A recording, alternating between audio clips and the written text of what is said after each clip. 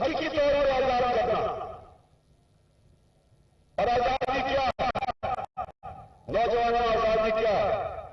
आजादी वो है जब हम अपने लोगों के मफादात के लिए फैसले करते हैं, किसी और मुल्क के लिए फैसले नहीं करती, अपनी कौम की बेहतरी के लिए फैसले करती है। तो आप सबके लिए कि क्यों जरूरी है ये? पाकिस्तान में पेट्रोल और डीजल की कीमत बढ़ गई है।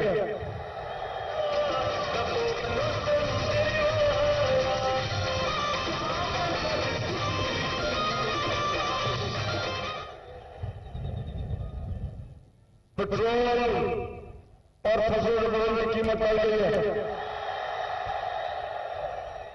30 रुपए लीटर कीमत बढ़ गई है। हिंदुस्तान ने चंद रोज पहले 25 रुपए लीटर कीमत कम की है। क्यों? अब मैं आप सबको बताना चाहता हूं कि आजाद मुल्क कैसे फैसले करता है और गुलाम मुल्क मजबूर हो जाता है ऐसे फैसले करने के लिए जो उसके मुल्क को नुकसान पहुंचता है।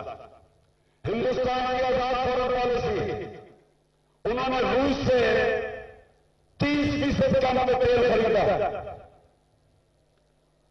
हमारी हुकूमत भी रूस से खरीदना चाह रही थी, साजिश के तहत हमारी हुकूमत चली गई।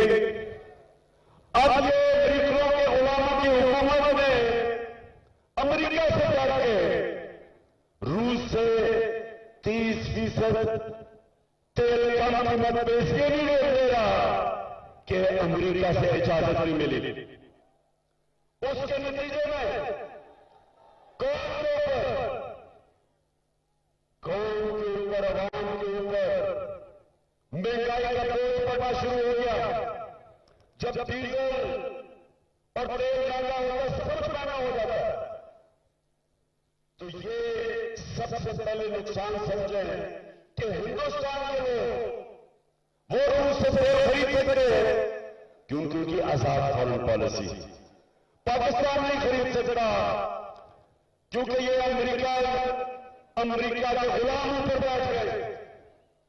ये अमेरिका की इजाजत के बगैर ये कुछ नहीं करते और अमेरिका इजाजत नहीं देता क्योंकि उनके रूस से ताल्लुकात खराब है। वो पाकिस्तान को इजाजत नहीं देता अपने लोगों को सस्ता पेट्रोल और डीजल बेचने के लिए। तो नौजवानों, आप समझो,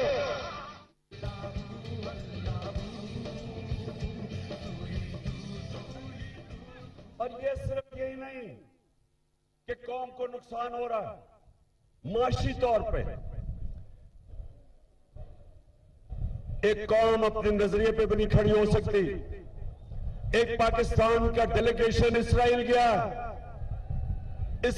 पाकिस्तान का डेलीगेशन, उसमें एक सरकारी नौकर भी है जो सरकारी इदारे में काम करता है। हिंदुस्तान से अच्छे ताल्लुकात करना चाहते हैं, जबकि हिंदुस्तान कश्मीरियों पर जुल्म कर रहा है। तो ये जो मुल्क की फॉरेन पॉलिसी है, ये मैं आपको समझाना चाहता हूं कि जब एक अमेरिकी साजिश के तहत ये अमेरिका के पुतले ऊपर बैठ गए, तो पाकिस्तान जो अपने नजरिए पे, जो नजरिए हमारा जो मुल्क का नजरिया था, जो कायदे आज़म मोहम्मद अली जिन्ना ने कहा कि हम कभी भी इसराइल को रिकॉग्नाइज नहीं करेंगे जब तक फलस्तीनियों से इंसाफ ना हो।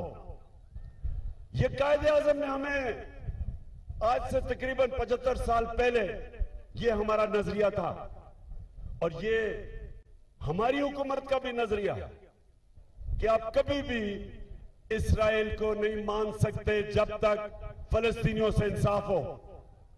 लेकिन ये अमेरिका की गुलाम हुकूमत जो एजेंडा हिंदुस्तान, इस्राइल और अमेरिका का है वो लागू कर रही है, और ये होती है गुलामी। ना ये कश्मीर पे बात करेगा जो आपके पास अभी तकरीर करके गया चेरी ब्लॉसम शहबाज शरीफ, उसने सुना कहा मैं अपने कपड़े भी बेच दूंगा।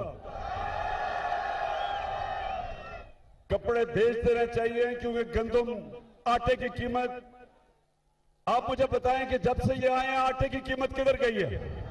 महंगा हुआ आटा, पेट्रोल डीजल बिजली महंगी हुई। तो उसने जब यहां खड़े होकर आपके सामने तकरीर की तो आपने उससे पूछना चाहिए था कि आप अमेरिका की गुलामी क्यों कर रहे हैं?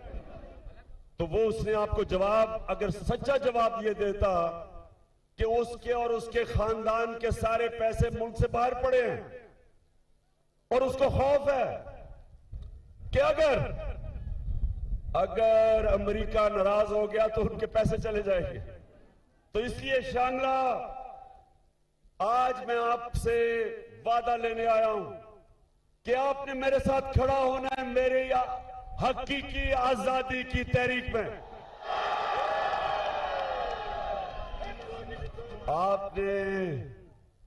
आपने जो अल्लाह से वादा किया हुआ है कि ला इलाहा इल्लल्लाह, सिवाय अल्लाह के कोई खुदा नहीं, हम किसी सुपर पावर को नहीं मानते, हम सिर्फ झुकते हैं तो अपने अल्लाह के सामने हम सच पे खड़े होते हैं, हम हक पे खड़े होते हैं, हम खौफ के बुत को तोड़ के हम सिर्फ और सिर्फ अपने नजरिए पे चलते हैं।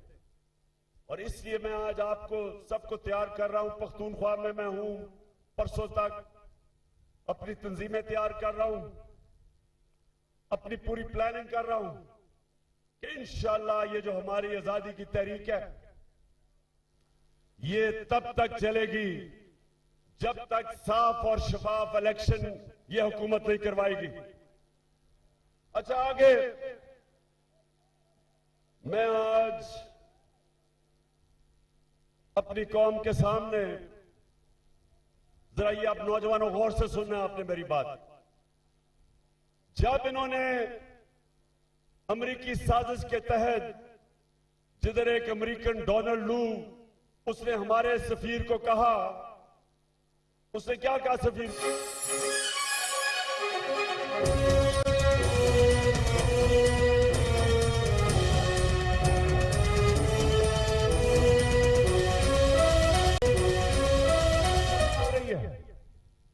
महंगाई बढ़ रही है, लोड शेडिंग के रिकॉर्ड टूट गए।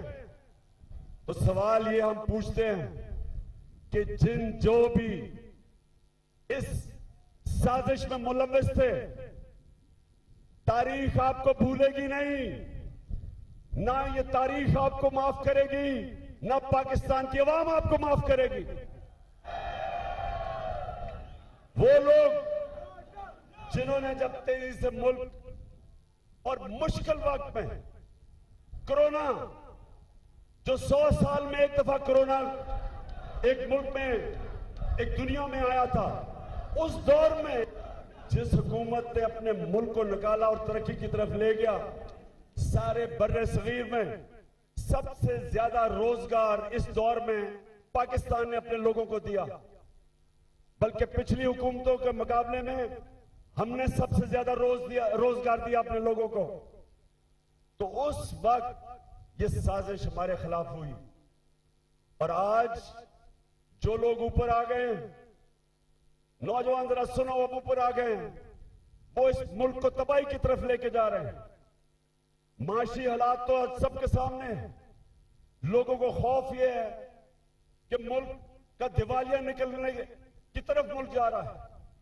जिस तेजी से रुपया गिर रहा है, कर्जे बढ़ रहे हैं, महंगाई बढ़ रही है, अगर इस वक्त ये मुल्क ना संभाला गया और इसका दिवालिया निकल गया, तो मैं आज पाकिस्तान की एस्टेब्लिशमेंट को पैगाम देना चाहता हूं कि सोवियत यूनियन दुनिया की दो सबसे बड़ी ताकतें थी, अमेरिका और सोवियत यूनियन। लेकिन जब उनकी माइशत नीचे गई तो वो सोवियत यूनियन टूट गया। फौज, उनकी तकड़ी फौज उनको इकट्ठा नहीं रख सकी। तो जिस तरफ हमारा मुल्क जा रहा है, विशाखा एस्टेब्लिशमेंट, आप कहते हैं हम न्यूट्रल हैं, बिस्मिल्लाह न्यूट्रल हो, लेकिन लोग जानते हैं कि पावर आपके पास है। और कौम अगर इस तरफ नीचे, जिस तरफ ये लेके जा रहे हैं, जो चोरों का टोला मुल्क को नीचे लेके जा रहा है, लोग आपकी तरफ देख रहे हैं। और तारीख इस रोल को भी माफ नहीं करेगी कि मुल्क नीचे चला जाए और आप कहें हम न्यूट्रल हैं। और ये चोर जो कि अमेरिका की साजिश की वजह से ऊपर बैठे हुए हैं, ये मुल्क का दिवालिया निकाल दें। ये सिर्फ और सिर्फ इस मुल्क में दो काम कर रहे हैं, अपने करप्शन के केसेस खत्म कर रहे हैं, नैब को खत्म कर रहे हैं जिधर इन सबके करप्शन के केसेस हैं। पहले जनरल मुशर्रफ ने इनके करप्शन के केस माफ किए जब उसने एनआरओ दिया, वो सारे माफ हुए। 10 साल में जो करप्शन उन्होंने की, अब ये उसके ऊपर एनआरओ मिल रहा है इनको। जब ताकतवर की करप्शन, जब एक माशरा ताकतवर डाकू को नहीं पकड़ सकता, मेरे नबी सल्लल्लाहु अलैहि वसल्लम ने कहा कि वो कौमें तबाह हो जाती हैं जो ताकतवर डाकू को नहीं पकड़ती और सिर्फ छोटे चोरों को पकड़ती है, वो कौम तबाह हो जाती है। जब आएगा इमरान सबकी जान बढ़ेगी। और सिर्फ ये अपने केसेस माफ करवा के नैब का इदारा, एफआईए का इदारा सिर्फ तबाह नहीं कर रहे, ये सारे पाकिस्तान के इदारे जिसके ऊपर एक मुल्क खड़ा होता है वो तबाह कर रहे हैं। ये पुलिस का गलत इस्तेमाल कर रहे हैं, ये पुलिस का इस्तेमाल कर रहे हैं झूठे केसेस करने पे, एफआईआर करने पे, डराने धमकाने पे। पुरअमन एहतजाज के ऊपर जिधर औरतें बच्चे थे, इन्होंने जो जुल्म किया, ये सिर्फ पाकिस्तान में एक दफा हुआ था जो मुझे याद है, जब एमआरडी, पीपल्स पार्टी की एमआरडी की मूवमेंट थी, मिलिट्री डिक्टेटरशिप थी, तब जुल्म किया गया था लोगों पे ऐसे। पुरअमन एहतजाज जमहूरियत में हम सबका हक है, उसके ऊपर जुल्म करना किसी जमहूरियत में इजाजत नहीं देता, किसी जमहूरियत का आईन। तो ये वो लोग आए हैं जो, क्योंकि इलेक्शन तो वो जीत नहीं सकते, पब्लिक में तो वो निकल नहीं सकते, अवाम में जाते हैं तो उनको नारे लगते हैं चोर के और गद्दार के।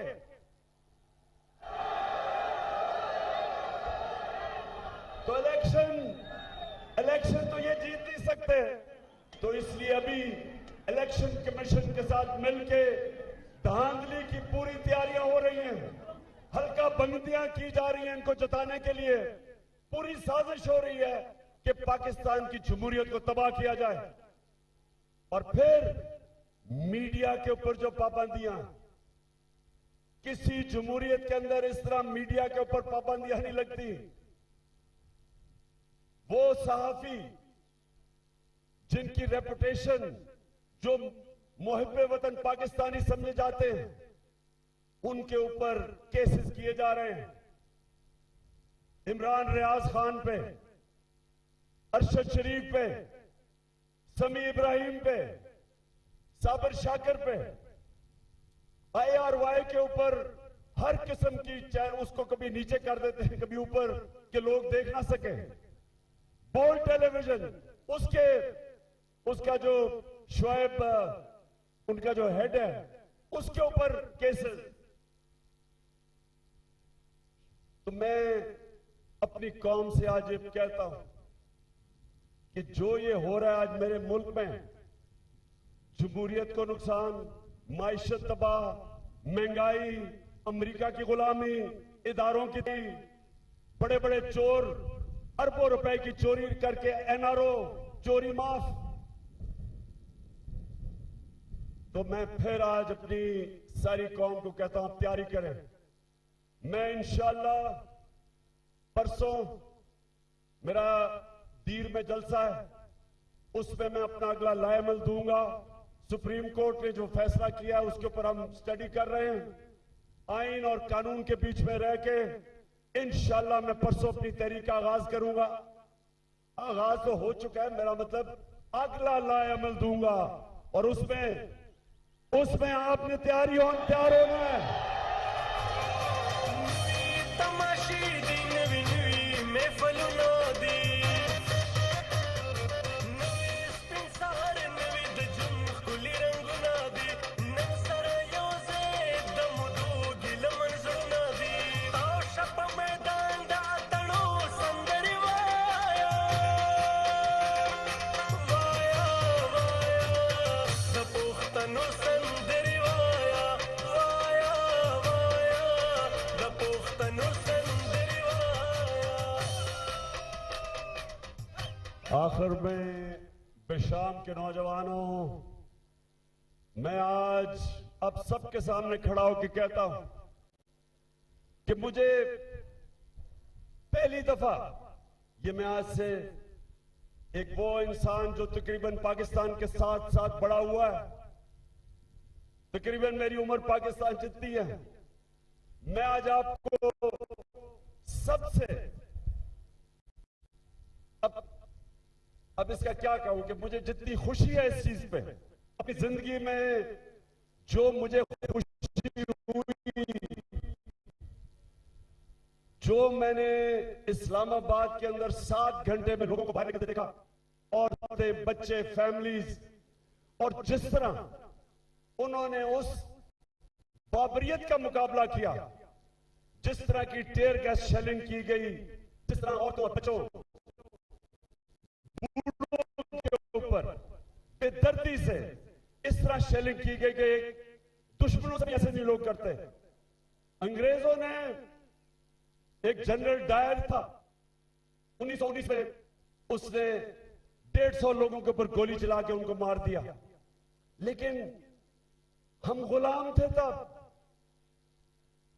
गुलामों के ऊपर कोई बाहर से जो कब्जा करता है वो इस तरह की बारबरियत करता है, लेकिन जिस तरह ये जो हुकूमत है जिसमें शहबाज शरीफ और ये जो कातिल राना सनाउल्लाह,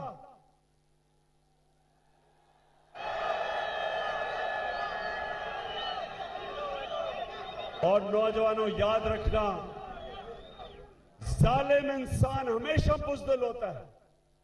सिर्फ बुज़दिल लोग इस तरह औरतों बच्चों के ऊपर जुल्म करते हैं जो ये इन्होंने किया, लेकिन जिस तरह मेरी कौम खड़ी हुई, मैं आज सलाम करता हूं। और जितनी मुझे खुशी हुई कि जिस तरह मैंने लोगों को देखा कि इसके बावजूद कि टेयर गैस शेलिंग हो रही है और वोट शेल इस्तेमाल किए जा रहे हैं जो दहशतगर्दों पे करते हैं, उसके बावजूद लोग खड़े रहे घंटों तक, वो सामने खड़े रहे इनके, और उन्होंने बताया कि हम एक आजाद कौम है, हम किसी से खौफजदा नहीं है, ये कौम गुलामी नहीं कबूल करेगी, ये कौम इंपोर्टेड हुकूमत नहीं कबूल करेगी।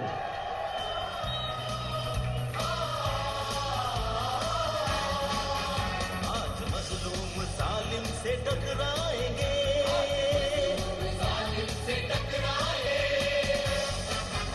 अपनी ताकत जमाने से मनवाएंगे। इंशाअल्लाह नौजवानों, आखिर में मैं शौकत यूसुफ से ही आपको सारी जो हमारी टीम है, जिस तरह आपने बल्दियाती इलेक्शन में सारा इलाका स्वीप किया है, मैं उसके लिए भी आपका शुक्रिया अदा करता हूं। और जो रही सही कसर है, इंशाअल्लाह हम तैयारी कर रहे हैं कि यहां से सारे इस इलाके से सफाया हो जाए उन लोगों का जो इंपोर्टेड हुकूमत का हिस्सा है। तो शांगला फिर से आखिर में, क्या आप, जब मैं आपको कॉल दूंगा, आप तैयार हो? समुद्र से लीडर खौफ का बुत आपने तोड़ दिया। कुरान की आयत है, अल्लाह कुरान में कहता है जो लोग ईमान ले आए अल्लाह उनके खौफ दूर कर देता है। ईमान वाला इंसान सिवाय अल्लाह के किसी के साथ झुकता नहीं है। शेर से खत्म करता हूं अपनी तकरीर कि एक सजदा, अच्छा और करता हूं, एक सजदा जिसको तू गिरा समझता है, देता है लाखों सजदों से निजात। जब आप एक अल्लाह के सामने सजदा करते हैं आप आजाद हो जाते हैं, किसी के सामने आपको झुकना नहीं पड़ता। और वही मैं चाहता हूं कि ये थी इलामा इकबाल जो कौम चाहते थे, वो कौम बन रही है। अब इंशाल्लाह वो पाकिस्तान खड़ा हो रहा है। पाकिस्तान जिंदाबाद। मदीने जुड़े तहरीक